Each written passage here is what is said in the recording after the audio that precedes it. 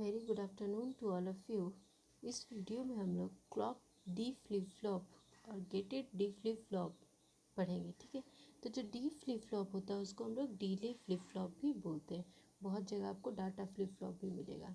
ठीक है, तो जो डी फ्लिप फ्लॉप होता है उसको हम लोग यूज़ करते हैं to avoid the invalid condition of S R flip flop. देखिए, जो मेरा एस आर था, जब वन दोनों इनपुट जब हाई हो जा रहा था तो मेरा जो एस आर था वो कौन से स्टेट पे चला जा रहा था, इनवैलिड स्टेट में। तो इस स्टेट को अवॉइड करने के लिए डी फ्लिप फ्लॉप हम लोग यूज़ किए। ठीक है, D flip flop S R flip flop के इनवैलिड कंडीशन को अवॉइड करने के लिए बनाया गया। ठीक है, तो डी हमेशा याद रखिएगा, वो हमेशा एसोसिएटेड विथ एस रहेगा। मीन्स डी को हम लोग हमेशा एस के साथ ही कनेक्ट करेंगे। यहाँ एस रहेगा और यहाँ आर रहेगा। ठीक है, देखिए ये जो मेरा डी है, डी फ्लिप फ्लॉप हम लोग कैसे बनाते हैं। हम लोग सबसे पहले S gated S R flip flop लेंगे। ठीक है, और उस पर हम लोग डी एक इनपुट कनेक्ट करेंगे और उस डी इनपुट को हम लोग एस के साथ कनेक्ट करेंगे और उसका एंड उसका नॉट मीन्स डी बार हम लोग कनेक्ट करेंगे आर से। मीन्स हम लोग यहाँ से अगर डी कनेक्ट किए तो हमको आर पे क्या मिलेगा, डी बार।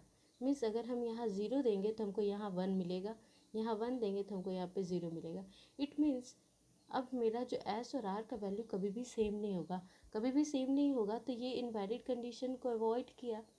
ठीक है, तो यही मेरा डी फ्लिप फ्लॉप करता है। ये आइदर सेट होता है, रीसेट होता है। ठीक है, बस इतना ही डी फ्लिप फ्लॉप का काम होता है। तो डी फ्लिप फ्लॉप का लॉजिक सिंबल हम लोग कैसे बनाएंगे। एक डी फ्लिप फ्लॉप लिए, इसका आउटपुट क्यू और क्यू बार रहेगा, एक क्लॉक इनपुट रहेगा और एक डी इनपुट रहेगा। ठीक है, नेक्स्ट हम लोग अब इसका ट्रुथ टेबल देखेंगे। ठीक है, यहाँ एस है, यहाँ आर है, एस आर। ठीक है, ट्रुथ टेबल पे अगर हम लोग देखें तो सबसे पहले क्या करेंगे, हम लोग क्लॉक को ज़ीरो रखेंगे। ठीक है, अब बताए थे जब क्लॉक ज़ीरो रहेगा तो मेरा जो फ्लिप फ्लॉप है वो कोई काम नहीं करेगा, मीन्स वो डीएक्टिवेट रहेगा। तो जब हम लोग क्लॉक को ज़ीरो देंगे तो डी का इनपुट आप कुछ भी दीजिए, डोंट केयर, ये क्या करेगा, हमेशा होल्ड पे। मीन्स जो प्रीवियस स्टेट पे अगर कुछ वैल्यू रह गया था तो उसी स्टेट के वैल्यू को वो होल्ड करके रखेगा जब तक उसको क्लॉक नहीं मिलेगा। ठीक है, फिर जैसे हम लोग क्लॉक अप्लाई करेंगे, ठीक है, और डी का वैल्यू यहाँ ज़ीरो देंगे, मीन्स एस को ज़ीरो देंगे। ठीक है, एस को ज़ीरो देंगे और आर को वन देंगे। ठीक है, मीन्स अगर डी को हम ज़ीरो दे रहे हैं तो यही डी आर को वन देगा, R is equals to one हो जाएगा, S is equals to zero. अब एस इक्वल्स टू ज़ीरो और R is equals to one, S R flip flop हमको क्या देता था, रीसेट। ठीक है, मीन्स क्यू जो है मेरा ज़ीरो हो जाएगा और क्यू बार क्या आ जाएगा, वन। ठीक है, सिमिलरली हम लोग जब इस इनपुट को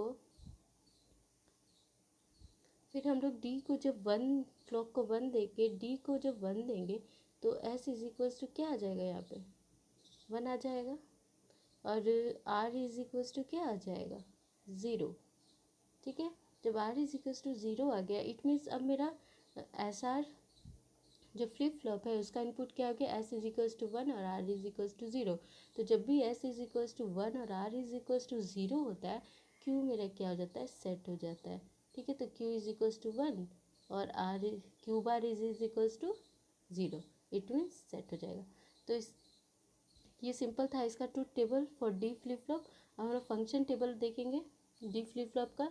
सिंपली सा है, यहाँ सिर्फ ये जो क्यू बार इनपुट है, आउटपुट है, इसको सिर्फ हटा दिए हैं और क्यू एन प्लस वन डाल दिए। देखिए यहाँ सिंपल, देखिए क्लॉक का ज़ीरो वन वन है। ठीक है, तो जब क्लॉक ज़ीरो रहेगा तो डी मेरा डोंट केयर रहेगा, मीन्स कुछ भी आप वैल्यू दीजिए कोई फ़र्क नहीं पड़ता। तो सिंपली ये क्या रहेगा, जो वैल्यू आप क्यू एन पे देंगे वही वैल्यू वहाँ रहेगा और वो होल्ड स्टेट पे रहेगा। जैसे ही क्लॉक को वन कीजिएगा और आर को ज़ीरो दीजिए, सॉरी डी को ज़ीरो दीजिएगा, जब डी को ज़ीरो दे रहे इट मीन्स ये क्या कर रहा है, रीसेट हो रहा है। ठीक है, डी को ज़ीरो देंगे तो क्यू एन भी ज़ीरो आएगा और ये रीसेट हो जाएगा। फिर जैसे ही हम लोग डी को वन देंगे तो क्यू एन प्लस वन क्या हो जाएगा, वन हो जाएगा और ये सेट हो जाएगा। ठीक है, तो सिर्फ फंक्शन टेबल भी सिंपल था। नेक्स्ट हम लोग देखेंगे कैरेक्टरिस्टिक टेबल।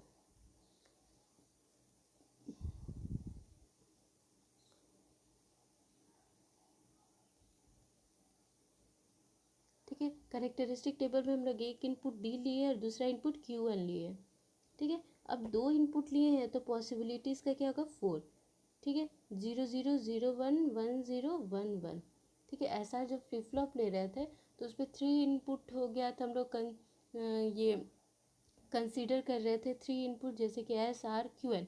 यहाँ पे तो एक सिंगल इनपुट है तो उसके साथ QN मिला के सिर्फ 2 इनपुट हो गया, तो इसका पॉसिबिलिटी हम लोग 4 लिखे, ठीक है। अब जहाँ जहाँ मेरा D 0 है वहाँ वहाँ QN का वैल्यू आप कुछ भी दीजिए वो हमेशा क्या करेगा, रीसेट, ठीक है।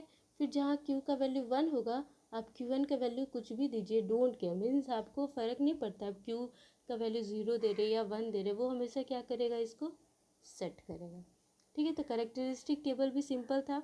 अब हम लोग कैरेक्टरिस्टिक टेबल से कैरेक्टरिस्टिक इक्वेशन निकालेंगे, नेक्स्ट स्टेट इक्वेशन। तो सिंपल के मैप से भी निकाल सकते हो, और ये 2 वेरिएबल का है तो आप सिंपली इसको बूलियन एक्सप्रेशन से भी निकाल सकते हैं। तो हम लोग चलिए के मैप से निकालते हैं। तो यहाँ हम लोग क्या लिख लिए, Z1, ठीक है। तो Q1 + 1 किसका हम लोग इक्वेशन निकाल रहे हैं, D और QN का, इज इक्वल्स टू क्या आ जाएगा, इसका वैल्यू सिर्फ इज इक्वल्स टू D। तो सिंपली हम लोग यहाँ पे लिख दिए Q1 + 1 bracket D, QN is equals to D, ठीक है। तो सिंपली हमको पता चल गया characteristic equation of D flip flop इस Q1 + 1 D, N is equals to D, ठीक है। अब हमको समझ में आ गया कि कैरेक्टरिस्टिक इक्वेशन हम लोग का D आ गया। तो सिंपली अगर हम लोग ड्राइंग बनाएंगे, मीन्स अगर D लिखेंगे यहाँ Q1 + 1, ठीक है। तो सिंपली से एक जो यहाँ देख रहे हैं आप, यहाँ D का वैल्यू जो दे रहे हैं वही मेरा QN का वैल्यू आ रहा है, तो बिल्कुल सेम, मीन्स एक सिंगल लाइन से आप एक ड्रॉ कर सकते हो D फ्लिप फ्लॉप, ठीक है। अब नेक्स्ट हम लोग देखेंगे excitation flip flop, excitation table for D flip flop. अब हम बताए थे कि एक्साइटेशन टेबल मेरा कैरेक्टरिस्टिक टेबल से ड्रॉ होता है, ठीक है। तो सिंपली सा है, हम लोग देखेंगे कि Q1 का वैल्यू कहाँ कहाँ मेरा 0 है।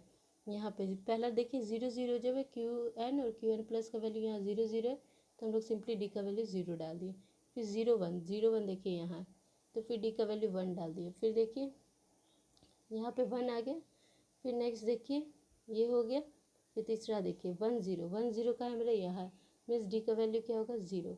फिर 1 1 है तो 1 1 यहाँ डालें और D का वैल्यू ये 1 1 है तो D का वैल्यू 1 हो जाएगा, ठीक है। सिंपल है। अब देखिए हम लोग यहाँ कैरेक्टरिस्टिक इक्वेशन से क्या फाइंड किया कि Qn + 1 is equals to D है, ठीक है। तो अब एक्साइटेशन टेबल में हम लोग क्या करेंगे, देखिए यहाँ से अगर D मेरा Qn + 1 के बराबर है, मीन्स अगर Qn + 1 भी मेरा D के बराबर है, दोनों मीन्स इक्वल्स टू है, तो सिंपली हम लोग एक्साइटेशन टेबल पे जो Qn + 1 है उसको सिंपली उतार देंगे, मीन्स जो Qn + 1 का वैल्यू है वही मेरा क्या हो जाएगा, D का वैल्यू है। मीन्स आपको इस टेबल से देखने का ज़रूरत नहीं है, सिंपली जो Qn + 1 था लिखा हुआ उसी को हम लोग D निकाल देंगे, क्योंकि हम लोग कैरेक्टरिस्टिक इक्वेशन से ये फाइंड किए हैं कि D is equals to Qn + 1, ठीक है। ये आपका पूरा D फ्लिप फ्लॉप था। आई होप आप लोग को समझ में आया होगा। Thank you.